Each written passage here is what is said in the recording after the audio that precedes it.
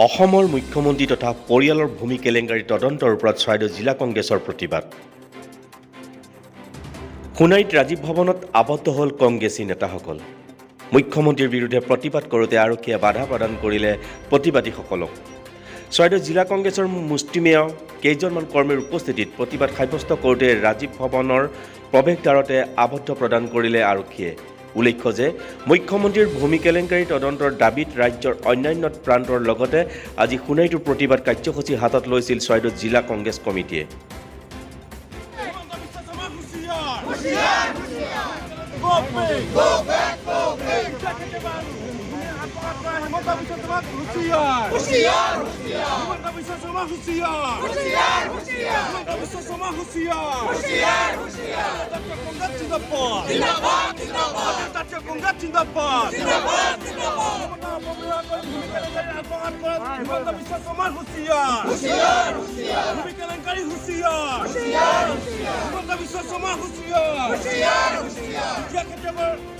মাটি আত্মসাৎ কৰা হিমন্ত বিশ্ব শৰ্মা হুঁচিয়াৰ ক্ষমতা অপব্যৱহাৰ কৰি দৰিদ্ৰ পৰিয়ালৰ মাটি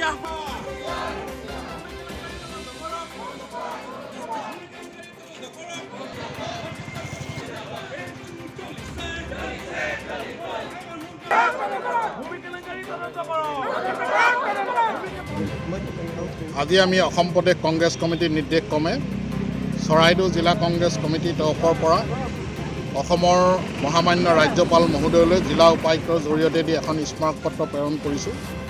আৰু ইয়াৰ মূল বিষয় হ'ল অসমৰ মাননীয় মুখ্যমন্ত্ৰী ডাঙৰীয়া আৰু তেখেতৰ পৰিয়ালৰ বিৰুদ্ধে যি ভূমি কেলেংকাৰী অভিযোগ আহিছে, এই অভিযোগ আমি উচ্চ ন্যায়ালয়ৰ এজন কৰ্মৰত ন্যায়াধীশৰ জৰিয়তে এক তদন্তৰ দাবী জনাইছোঁ।